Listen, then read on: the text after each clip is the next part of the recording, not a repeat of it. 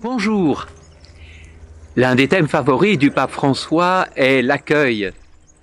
Il le développe dans le 4e paragraphe de sa lettre apostolique en l'appliquant à Saint Joseph, un père dans l'accueil. Micro Saint-Jo, une courte méditation du diocèse de Perpignan sur Saint Joseph à l'occasion de la lettre apostolique du pape François avec un cœur de père. Joseph accueille Marie sans fixer de conditions préalables. Le pape François affirme « Joseph laisse de côté ses raisonnements pour faire place à ce qui arrive. Et aussi mystérieux que cela puisse paraître à ses yeux, il accueille Marie et en assume la responsabilité et se réconcilie avec sa propre histoire. » La vie spirituelle que Joseph nous montre n'est pas un chemin qui explique, mais un chemin qui accueille. Et c'est seulement à partir de cet accueil, de cette réconciliation avec lui-même, qu'on peut aussi entrevoir une histoire plus grande, un sens plus profond. Fin de citation. À l'exemple de Saint Joseph, nous pouvons accueillir notre propre histoire avec nos faiblesses. Le pape affirme « Le fait de montrer du doigt et le jugement que nous utilisons à l'encontre des autres sont souvent un signe de l'incapacité à accueillir en nous notre propre faiblesse, notre propre fragilité. » Nous devons apprendre à accueillir notre faiblesse avec une profonde tendresse. Nous savons que la vérité qui vient de Dieu ne nous condamne pas, mais qu'elle nous accueille, nous embrasse, nous soutient, nous pardonne. Il faut laisser de côté la colère et la déception et faire place sans aucune résignation mondaine, mais avec une force pleine d'espérance à ce que nous n'avons pas choisi et qui pourtant existe. Accueillir ainsi la vie nous introduit à un sens caché. Le pape évoque fréquemment quelques faiblesses ou fragilités qu'il nous faut dépasser, à l'exemple de Saint Joseph, pour accueillir l'inattendu. Par exemple, la fragilité des couples, le manque d'engagement, les confusions éthiques, la déresponsabilisation, les désinformations, les dialogues difficiles, la mondanité, l'individualisme, les conflits de génération. Pour dépasser nos faiblesses, appelons sur nous le don de force de l'Esprit Saint.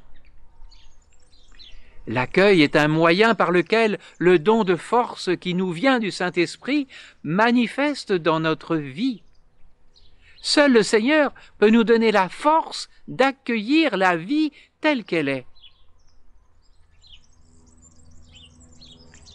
Accueillir la vie telle qu'elle est, c'est aussi accueillir les autres avec un courage créatif, affirme le Saint-Père. L'accueil de Joseph nous invite à accueillir les autres sans exclusion, tels qu'ils sont, avec une prédilection pour les faibles, parce que Dieu choisit ce qui est faible. L'antienne du psaume 33 de la liturgie de ce jour est « Un pauvre cri, le Seigneur entend ». Le pape François, dans la lettre apostolique, accorde une attention particulière aux pauvres qui crient aujourd'hui. par exemple, aux orphelins et aux veuves, aux travailleurs, particulièrement en crise économique, crise sociale, culturelle, spirituelle, aux familles avec ses blessures de filiation et de paternité, aux éducateurs, aux enseignants et tous ceux qui font augmenter d'autres personnes en prenant soin d'elles, aux mourants. Saint Joseph est le patron de la bonne mort. À toutes les personnes ordinaires, aux blessés de la vie, avec leur fragilité, leurs faiblesses, leurs échardes, leurs rejets, leur écrasement, leur peur, les dominations, les misères, les pauvretés. Le pape accorde une importance particulière aux femmes violentées psychologiquement, verbalement et physiquement. Il évoque aussi les prêtres et les évêques, les augmentants de paternité, pour qu'ils s'offrent avec un esprit volontaire et généreux à la célébration du sacrement de la pénitence et administrent souvent la Sainte Communion aux malades. Une attention est aussi accordée à ceux qui souffrent en cette période de pandémie.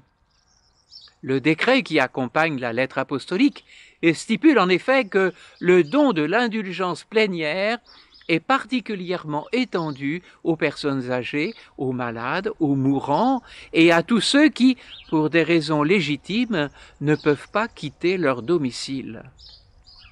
Ceux qui récitent un acte de piété en l'honneur de Saint Joseph, en offrant avec confiance à Dieu les peines et les épreuves de leur vie, pourront recevoir ce don avec une âme détachée de tout péché et avec l'intention de remplir dès que possible les 3 conditions habituelles chez eux, là où l'empêchement les retient.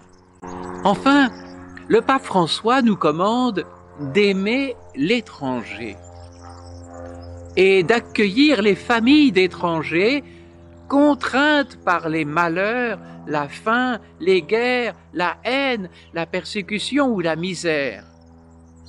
Posons-nous une question. Qu'aurions-nous fait à leur place? Et puis, par leur travail, les migrants contribuent à la prospérité du pays d'accueil. Et si les circonstances le permettent, peut-on y voir pour les migrants une incitation implicite à rentrer dans leur pays d'origine, à l'exemple de la Sainte Famille? Le pape continue. Si la première étape de toute vraie guérison intérieure consiste à accueillir sa propre histoire, c'est-à-dire à faire de la place en nous-mêmes, y compris à ce que nous n'avons pas choisi dans notre vie, il faut cependant ajouter, dit le Saint-Père, une autre caractéristique importante, le courage créatif, surtout quand on rencontre des difficultés. Saint Joseph, explique le pape, fait toujours confiance à la providence, surtout dans les difficultés. Pour nous, le courage créatif va consister à transformer un problème en opportunité. Là où nous voyons et vivons une impasse, avec Joseph et Marie, Jésus ouvre un passage. C'est ce qui vient de se passer à Pâques. Enfin, l'Église est ce lieu d'accueil. Gardien de Jésus et de Marie, Joseph est aussi le gardien de l'Église, de sa maternité et du corps du Christ. Le pape affirme: chaque nécessiteux, chaque pauvre, chaque souffrant, chaque moribond, chaque étranger, chaque prisonnier, chaque malade est l'enfant que Joseph continue de défendre. Et de lui, nous apprenons à aimer l'Église et les pauvres. Alors, en Église, prions pour conclure. Saint Joseph, comme tu as accueilli Marie et Jésus avec tes faiblesses et tes fragilités, donne-nous la force de l'Esprit Saint et le discernement éclairé par la parole de Dieu pour accueillir tout événement inattendu et la vie telle qu'elle est. Donne-nous aussi d'accueillir personnellement et en Église toutes les personnes fragiles et faibles avec un courage créatif afin de transformer tous les problèmes en opportunités.